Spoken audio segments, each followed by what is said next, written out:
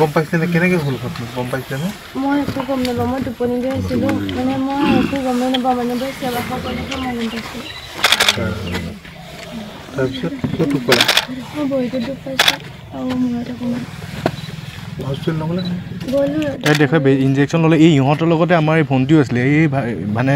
এই ভাগৰ তাৰমানে মামীয়েক কৈছিলে মামীয়েক আৰু ভাগি এই অকণমানি ছোৱালী 3 বছৰ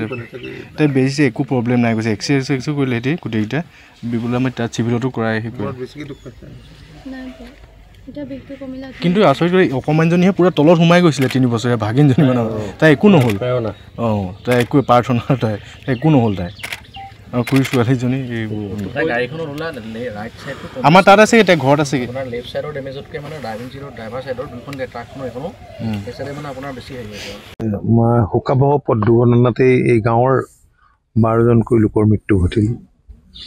এটা পৰিয়ালৰতো 5জনৰ মৃত্যু ঘটিছে এটা শোকাকুল পৰিৱেশ গোটেই গাঁওখনতে বিৰাজ কৰিছে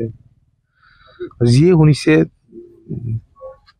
স্বাভাৱিকতে এনে ঘটনাই সকলোৰে মনত দুখ দিছে দিব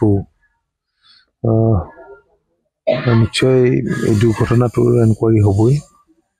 আৰু মাননীয় মুখ্যমন্ত্ৰীয়ে এই বিষয়টো অত্যন্ত গুৰুত্ব সহকাৰে লৈছে কাৰণ আপোনালোকে জানে যে তেখেতে দায়িত্ব লোৱাৰ পিছৰে পৰাই এনেধৰণৰ পথ দুৰ্ঘটনা যাতে নহয় আৰু সাংঘাতিক ধৰণৰ এইখিনি চেকিঙো হৈ আছে যে মদ খাই গাড়ী চলাই নেকি কিবা হয় নেকি এইবিলাক দুৰ্ঘটনা ৰোধ কৰিবৰ কাৰণে এনেধৰণৰ পদক্ষেপ আৰু হয় NSI DCLৰ বিৰুদ্ধে এনেধৰণৰ অভিযোগ মাজে মাজে উত্থাপিত হৈ আহিছে গতিকে তদন্ত ডেফিনেটলি ওলাই পৰিব কি হৈছে কি নাই আমাৰ বৰ্তমানৰ মূল কথা হৈছে যিখিনি চিকিৎসাধীন হৈ আছে সেইখিনি যাতে ভালকৈ চিকিৎসা পায় আয়ুক্ত ডাঙৰীয়া যোৰহাটলৈ নিজেও গৈছিলে মই যোগাযোগো কৰি আছোঁ আৰু মাননীয় মুখ্যমন্ত্ৰীয়ে ইতিমধ্যে প্ৰশাসনক চিকিৎসালয় কৰ্তৃপক্ষই যাৱতীয় ব্যৱস্থা গ্ৰহণ কৰিবৰ কাৰণে নিৰ্দেশ দিছে আৰু আপোনালোকে জানে যে মাননীয় প্ৰধানমন্ত্ৰীও এছ গ্ৰেচিয়া ইতিমধ্যে ঘোষণা কৰিছে চিকিৎসাৰ কাৰণে ঘোষণা কৰিছে মাননীয় মুখ্যমন্ত্ৰীও কৰিছে গতিকে চৰকাৰৰ তৰফৰ পৰা যিখিনি কৰিব লাগে সেইখিনি কৰিছে আৰু স্থানীয় বিধায়িকাগৰাকীও আহি আছে এইখিনিতে সকলোৱে এটা কথাই কয় যে এই যিহেতু ৰাষ্ট্ৰীয় ঘাইপথৰ ব্যৱস্থাসমূহ যোৱা বছৰটো যথেষ্টখিনি কাম আগবাঢ়িলহে আৰু এই বছৰটো ক্ষিপ্ৰতাৰে কৰিবৰ কাৰণে মাননীয় মুখ্যমন্ত্ৰীয়ে বাৰম্বাৰ নিৰ্দেশ দিয়াই নহয় অত্যন্ত হেঁচা প্ৰয়োগ কৰি আছে মই ভাবোঁ যে হ'ব ডেফিনেটলি ক'ৰবাত কৰ্মীসকলৰ হয়তো বিসংগতি আছে এইবিলাকত চাওক তদন্তত গোটেই কথাবোৰ ওলাব এনেকুৱা কাৰণে যদি এনেকুৱা ঘটনা হৈছে এইটো এতিয়া ৰাজহুৱা সৎকাৰৰ কথা কোৱা হৈছে আপুনি নিশ্চয় উপস্থিত হয় মই এতিয়া গম পাইছোঁ কাৰণ কাক কোনে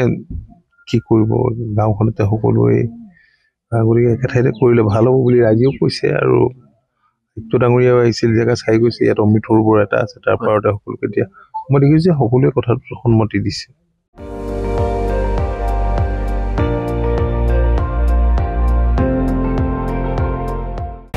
আপুনি চাই আছে ND24 সৰ্বশ্ৰেষ্ঠ নহয় সৰ্বোত্তমৰ দৌৰ